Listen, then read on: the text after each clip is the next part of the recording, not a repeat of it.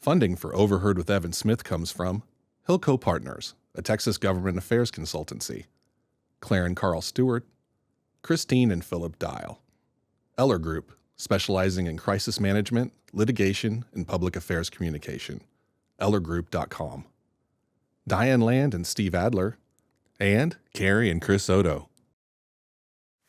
I'm Evan Smith. You know him as a shark on ABC's Shark Tank and as the investor, philanthropist, and entrepreneur who founded Kind Snacks. But what he really wants to sell you on is bringing the country together. He's Daniel Lubetzky. This is Overheard. A platform and a voice is a powerful thing. You've really turned the conversation around about what leadership should be about. Are we blowing this? Are we doing the thing we shouldn't be doing by giving in to the attention junkie? As an industry, we have an obligation to hold ourselves to the same standards that we hold everybody else to. This is Overheard.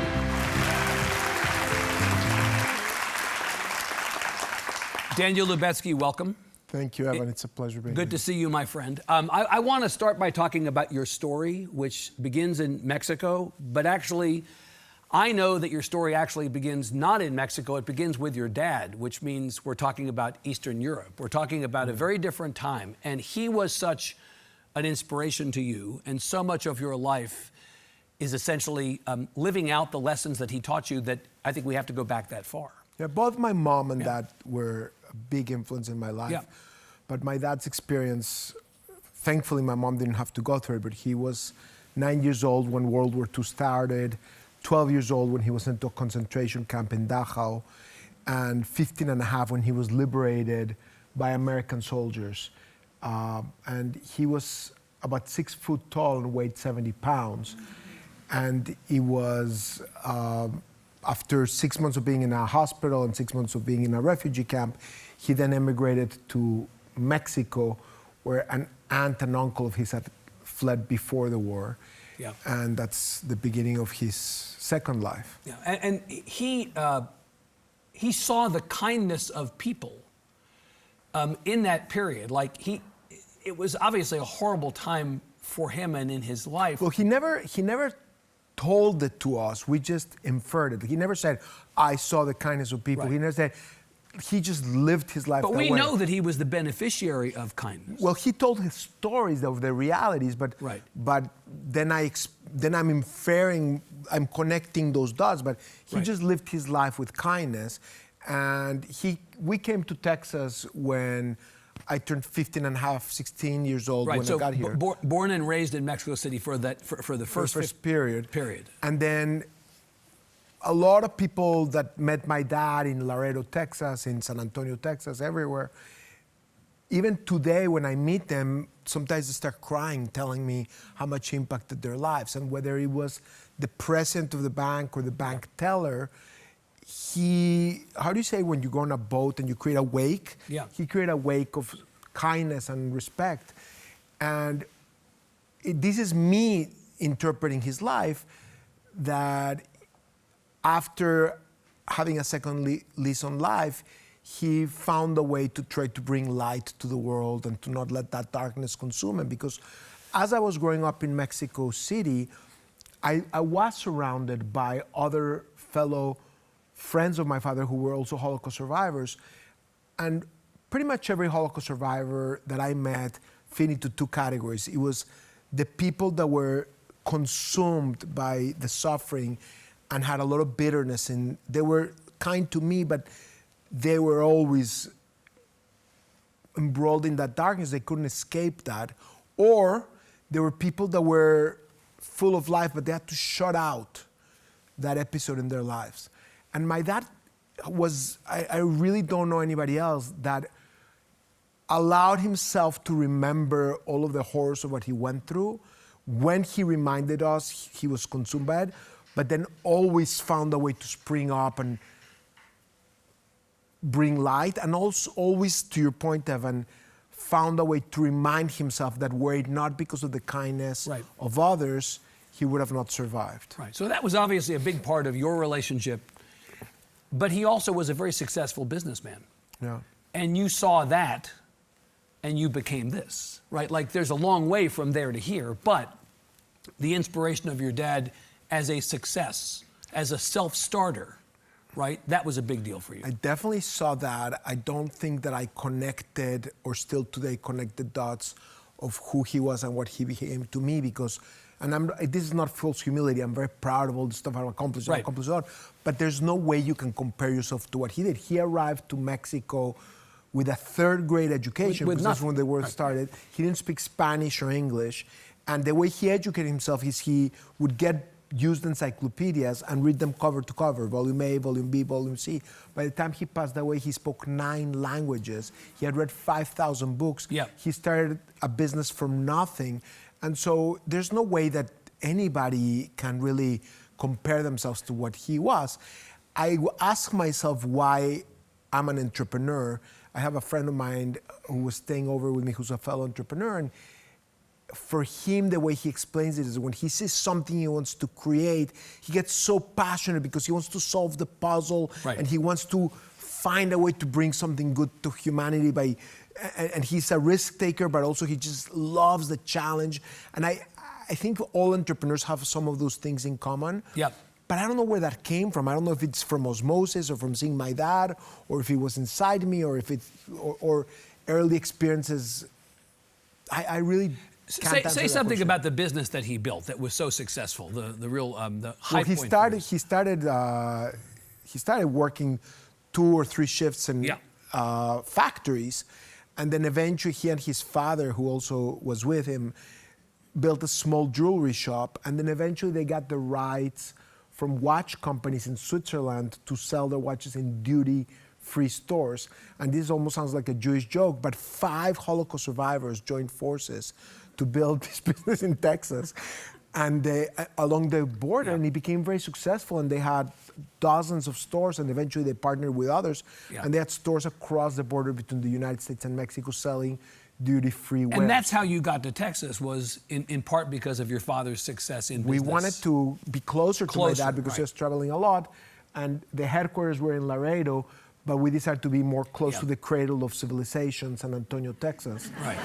Most important city in the entire country. I agree. You've said that before. We are together. You didn't go to my high school. No, but we're thinking about I went that. to Robert E. Lee High School, and I don't think people would call it the cradle of civilization, though now it's a magnet school that's been transformed. Now they just call it Lee Liberal Educations for the Enlightenment of the Humanity, something weird.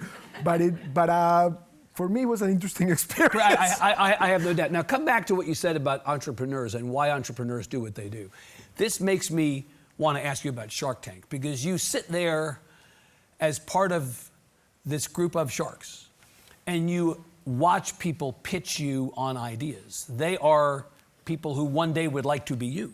What is it that you look for, knowing what you know about what makes a successful entrepreneur, having been one, but also having been around them? Just an What is hour it? ago, I was talking to the executive producer of Shark Tank, and I happened to tell him about work I'm doing on the civic front, which is really important work. Yeah. He said, well, Daniel, thank you so much for taking the time to talk to me when you're doing these other important things. And I said, Clay, what you're doing is no less important, because Shark Tank is teaching entrepreneurship, and what it does really well, like nothing else I've seen, is bring together 3 generations, the grandparents, the parents, and the kids, to watch a show and be both entertained and educated. It's very engaging, it's fun, the format is fun, but you're learning how to start business, how businesses operate, and you're really being inspired. And I think in the United States today, we can't take for granted that a lot of people questioning things that we take for granted, like that we should appreciate free markets, that we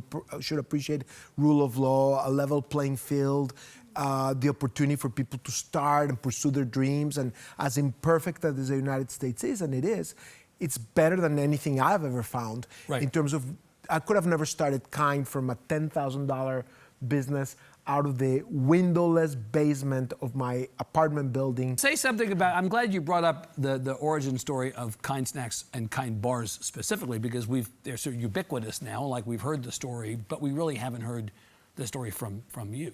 Why did you start that company? What was the genesis of the idea?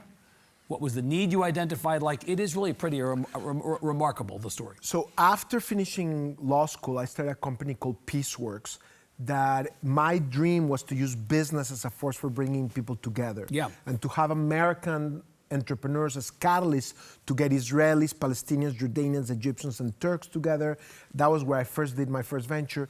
Then a Peaceworks venture in Sri Lanka between Sinhalese and Tamils, in Indonesia between Muslim, Christian, and Buddhist women together, in South Africa, in Chiapas, Mexico. Like, it just shows you how little I knew, because it was a very small micro enterprise with ventures in many continents. I was just so overextended. But the through line is believing that these people who might not necessarily get together could find a way to get together through business. The through line in everything I've done, whether it's Kind, Peaceworks, One Voice, Builders, everything, is trying to build bridges between people for them to discover each other's humanity. Yeah.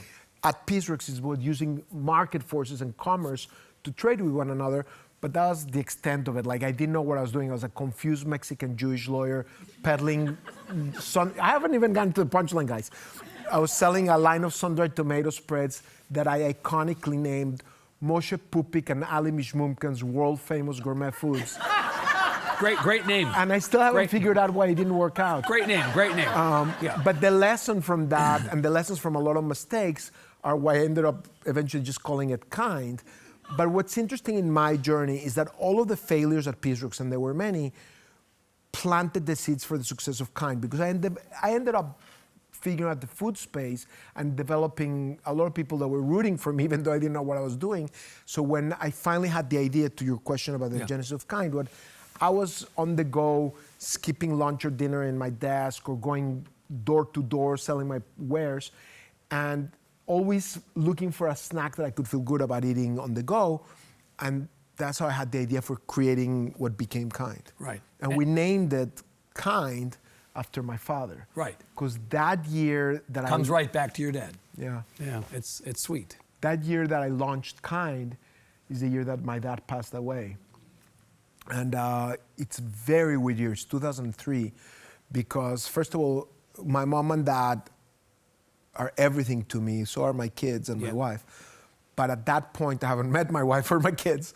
And my dad passes away, and it shattered me. I was not expecting it. Yeah. And around that time, I was having distractions with another idea, which was to make peace in the Middle East through a movement that we crafted called the One Voice movement.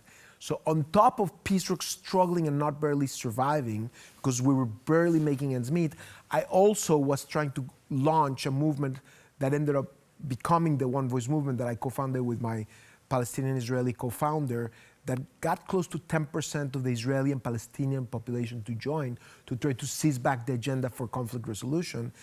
And around that time, our Peaceworks business implodes. And we have the idea for what's gonna become Kind, but we're struggling. Part of me is like exhausted, and part of me wants to throw in the hand towel, throw in the towel, throw the towel throw in the towel. Yeah. But it was small, it was a hand towel. It was only a hand towel.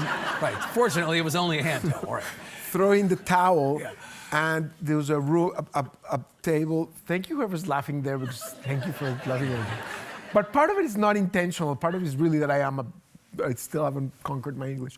But we have a table, maybe slightly larger like this one, and it's rectangular, and we were like 7 or 8 in a disheveled office. I visited recently and showed it from afar to my kids. I have many stories about that one too. But we took a vote because I didn't know whether we should go for it. And part of me, I believe, was exhausted and almost wanting my team's permission to just, each of us, take 3 months to find another job. I had a law degree from Stanford, and I was paying myself $24,000 a year already for 10 years. I was a little bit exhausted, and then my dad passing away and our setbacks at Peaceworks, and we went around the table and everybody voted to give this one last shot. And for me, it's fascinating to think that there was a chance that Kind would have never been born. The alternate history is we're not sitting here. Well, you wouldn't be my friend if I don't succeed. Oh, I'd be your friend. You might not rise to the level of guests, but you would be my friend. But seriously, I mean, like, people don't understand. Like, that's really the journey of entrepreneurship, is there are these moments where it could have gone another way. The only reason I put an asterisk to that, because when I've asked myself, would I really have given up? Or am I telling myself to tell my romantic story? And I cannot answer that with certainty. Right. But I can tell you that for sure we had that vote, and I can tell you that part of me wanted to get off the treadmill. I think that was a bad analogy. But it turns out that this is a wildly successful business over the years. And what's fascinating is from the day we say, let's go, after 10 years of Pieceworks mistakes, like, this show's not long enough for me to tell you all of the mistakes, but so many mistakes, and all of a sudden we decide to launch Kind, and it starts working, and it starts growing, doubling in sales every year for 10 years in a row, cash flow positively and profitably, and it's hold on to your seats, and it's fascinating. And during my Pieceworks years, I thought that bare existence was normal, that's how businesses work. And then after, it's like, oh, I guess this is what's normal with Kind. Right, but neither of them was normal. But let's be honest, that level of success is not for... No, it was I don't know any other company in the world that achieved the value for investors that mine did.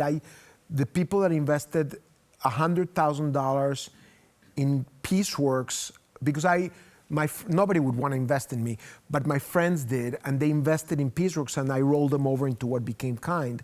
That investment became a $5 to $7 billion value. So they got like 3,000 plus X returns, which I was reviewing. This is why it pays to be your friend. Right? Yeah, exactly. As you said, like, what I want to be. For Greg and Jaime, it worked out. I would want to be a friend. So you have really devoted this part of your life to trying to figure out how to end polarization in our country and in our communities. Explain what your thinking is here. Well, it started because of what you said. Like, I started noticing here in our country, in our shores, I never would have imagined when I immigrated to the United States in 1984. And for me, the romantic me, and it's still who I am, I love the United States. I am grateful because I wouldn't exist if it wasn't that they rescued my father. I would have not been able to build Kind or anything else. Like, I think this is the best country on earth. But all of a sudden, the last 10 years plus, I started noticing that the tribalism and division and hate that I saw consume the Middle East is happening in our own shores. And forces like social media, cable news shows, Evan's show, I'm joking. No, this is a very nice show. I know, I'm joking. But a lot of forces of polarization and division are contributing. Even the way our government is currently structured, gerrymandering, helps amplify the voices of the people with the most extremist beliefs rather than the people that are problem solvers. So over the last 10 years, we've started thinking about what do we need to do to try to help people seize back the agenda and rediscover what our founding fathers gifted us. And we work in 3 sectors: media, education, and civics. In media, we've created social media channels and a speakers bureau to try to get voices of builders and to try to help people think not what they need to think, but how they need to think with a builder's mindset, which has the 4 C's: curiosity, creativity, courage, and compassion. These are the 4 C's that help me build Kind. They're the 4 C's that help you build companies, build bridges, build schools. I mean, it really sounds like you're doing a version of the same thing you've always done, which is to emphasize those core values. And to try to distill what are the key building blocks for our children to learn, the ideologies, the philosophies for them to want to be builders rather than destroyers. So that's in media, same in education, developing curricula for colleges and for K-12 program to teach kids all of these things and to not take for granted democracy, free markets, freedom, all of the things that when we were going to school, we took for granted. And then in terms of civics, we've learned that both the Republican and Democratic parties, when they're in power, it's not that they're bad people, it's just a natural thing. They want to prolong their power, they want to extend their power. And so you have a situation over many, many, many decades, this duopoly of power has made, whenever it's a Democratic controlled state, made it more and more entrenched democratically. Whether it's Republican, make it more and more entrenched. Whether if you have this city, that city, all of a sudden, the government has disproportionate control, and they start serving special interests, serving themselves, trying to use the instruments of state to prolong their power rather than to solve problems for the citizens. Right. And the only way to break it is to break the shackles of that, is for citizens to get more engaged, to lean in and say, hey, governments serve the people, and to create the rules that are going to help that happen. And that's what we're doing on the civic front. You know, I've said this to you many times before, that one of the challenges, worthwhile goal to try to bring people together, but one of the challenges is polarization is a business model, right? Right now, the toxic polarization that has crippled this country is working for those people in power. My friend Tim May not Shriver, be working for us, but it's working Tim for them. Shriver calls it the polarization industrial complex. Right. Cable news sells more ads and more audiences that way. All these subscriber-based systems are just feeding people what they want to hear rather than what they need to hear. Social media algorithms create these alternative realities. Everybody lives in their bubbles, and the more they click on that, the more they get from that. So everybody thinks that they're right and the other side is wrong. And what's fascinating to me about the problem is, whenever I have these conversations, I gave a TED Talk, and I explained that everybody agrees with this problem and sees it on the other side, but they don't see it happening to them, their to side, their own right, yeah. people. And it's a very serious problem, because all of us are part of the problem. All of us are part of the solution. All of us suffer from these realities and these incentives. And even the politicians, it's not that I don't like politicians, it's just that they're responding to incentives.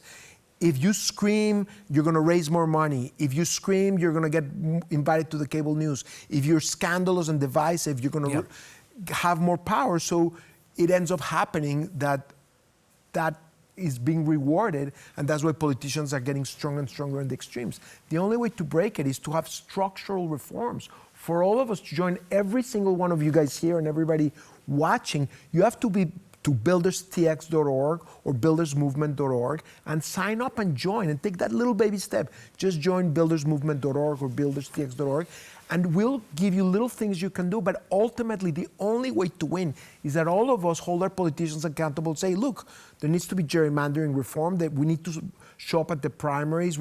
The only way we win is by all of us to take back ownership. What you are not doing, people sometimes misunderstand this, you're not creating a new party, a new political party. That's Precisely. not what this is We about. studied because I thought that do we need to rescue back the Democratic Party? Do we need to rescue back the Republican Party?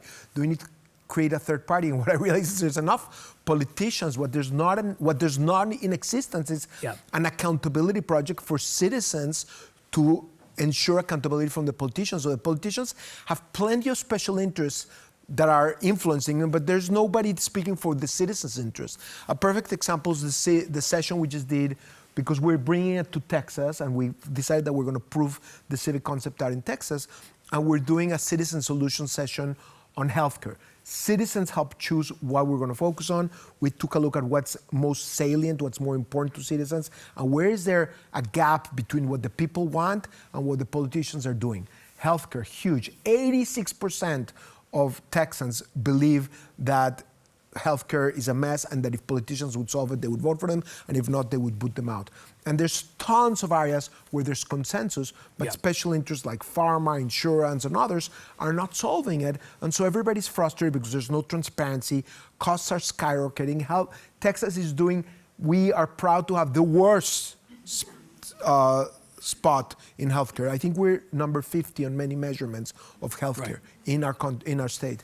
And so we need to change that. We have an extraordinary state and an extraordinary opportunity for us to, there's a lot of low-hanging fruit, a lot of small things that can do to improve care in rural areas, to improve availability of specialized services in rural areas, to ensure transparency, to reduce cronyism and bureaucracy. But the way you're doing it, as we wrap up here, the way you're doing it is ground up and not top down. Yes, which I think the key to this is empowering people on the ground. Everything I'm saying comes from the citizens. I would have not chosen healthcare. I had other passions that I would have preferred, but it's the citizens that chose that healthcare is what is going to do it. That's what they want. And it's the citizens. Citizen Solutions is a methodology to engage citizens. There's right now AI model called IMA. You can talk to IMA and share what your concerns are. And there's also modules where 14 citizens joined this last weekend in Austin to talk about these issues and come up with proposals that the citizens are crafting. So it's citizens coming up with the things. And the theory is, and I've seen this happening, informed citizens are unbeatable. This is what's magical about what the founding fathers taught us and what we need to respect. Informed citizens are unbeatable because they have the moral authority to go to a politician and say, this is what we want. All of us across the political spectrum joined forces and came up with these solutions. Go and implement them. And if not, we're going to vote for somebody else out. And then the politicians are almost waiting. They want that leadership from their people. And that's what we need to do. This is your, maybe your greatest creation yet. Right, if you can actually. Well, it's not mine. It's 350. Right, but if you can, leaders if you can make this work. All right, we are over time. Daniel Lubetzky, thank you very much for coming and telling your story. Good to be with you. All right, thank you. We'd love to have you join us in the studio. Visit our website at austinpbs.org/overheard to find invitations to interviews, Q&As with our audience and guests, and an archive of past episodes.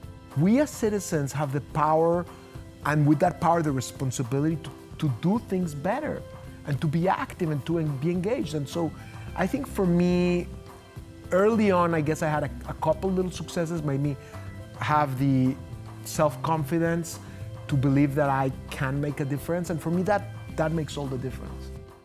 Funding for Overheard with Evan Smith comes from Hilco Partners, a Texas government affairs consultancy, Claire and Carl Stewart, Christine and Philip Dial, Eller Group, specializing in crisis management, litigation, and public affairs communication, ellergroup.com, Diane Land and Steve Adler, and Carrie and Chris Odo.